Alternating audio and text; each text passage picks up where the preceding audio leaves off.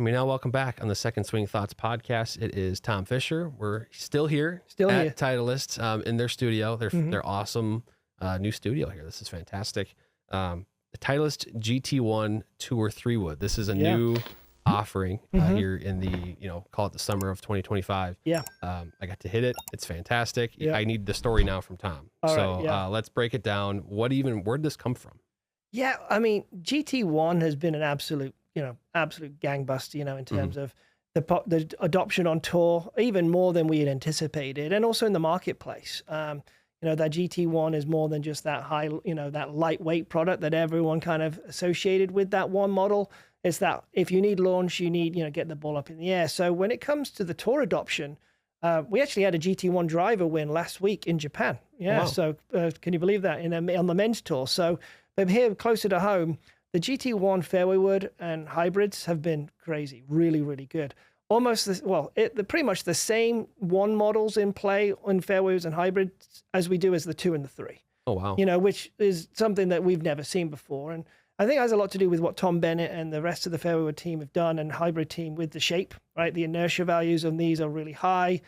It's that little shallower head, which is kind of a popular shape, a little bit of a bigger footprint. Mm-hmm. And then now, in our one product, we've always had that forward and back weighting. So the tour team and golfers out there can, change trajectories by doing that.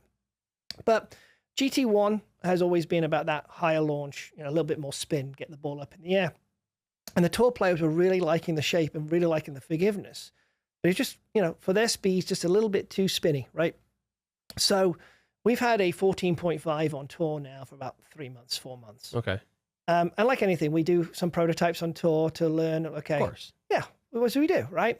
It's kind of where GT280 started from, right? When you think about TSR2 Wood. So, so with that, just with the popularity of this thing, it's got everything that GT1 has in terms of that high launch, that shallower head, a little bit of a larger footprint, but it gives you that super high launch with a little bit of a lower spin and with all the inertia of that GT1. So a little stronger loft. CG's not as deep, but it's still deeper than GT2 and GT3. So that's where you're really getting the inertia, getting the forgiveness out of that product. But you're getting that really low CG through that shallow head shape.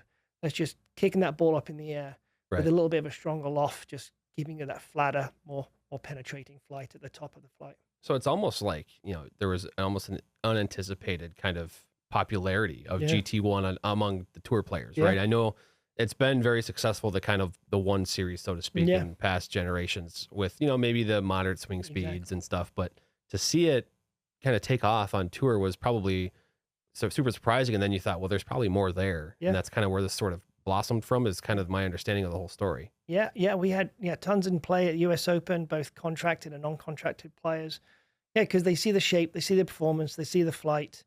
How forgiving it is. Yeah, it's just been really, really cool. Yeah, it's something that, we kind of weren't expecting, but were expecting, it caught us a little bit by surprise, just how much they gravitated to it. But again, high lofted fairway woods have been a thing, right?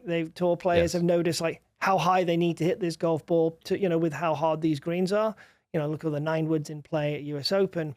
So we've seen that with the GT1, 20-degree hybrids in play, 18-degree fairway woods in the GT1 in play, and then now a lot of this 14.5. So yeah, same loft, 14.5. We've just got, that 3Tour marked on the bottom because it is kind of that tour-inspired loft. So yeah, that's really the reason why we called it that. So now in the players, like I guess the player type that would most likely be fit into this, is it going to be players more so that are in GT2 and GT3 with their medals otherwise, or is it kind of just however it works? Is it more player dependent? Yeah, I think obviously, of course, right?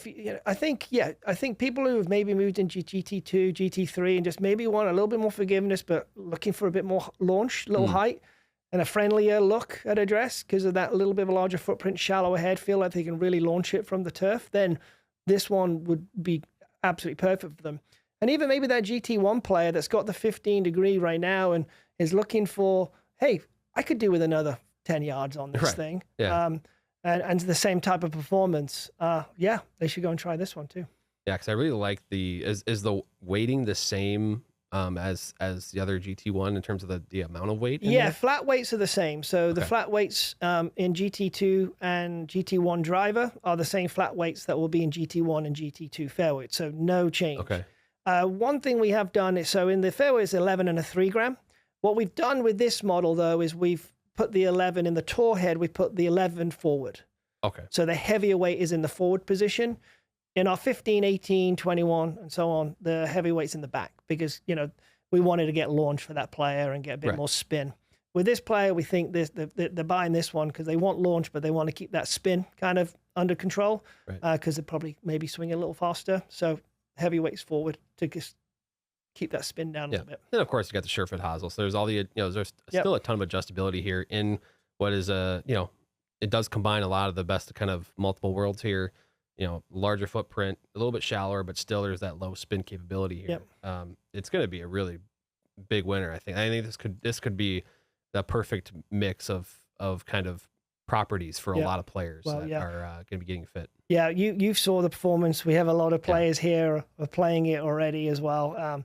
Really excited to bring this to market. Yeah, so yeah, I'm sure the second swing fitters are really going to enjoy have this as their, you know, as an option for them in their fairway fittings. Yeah, I think I mean, viewers and listeners, go get fit or at least try it out. I think it was maybe something that wasn't on your radar, but it should be.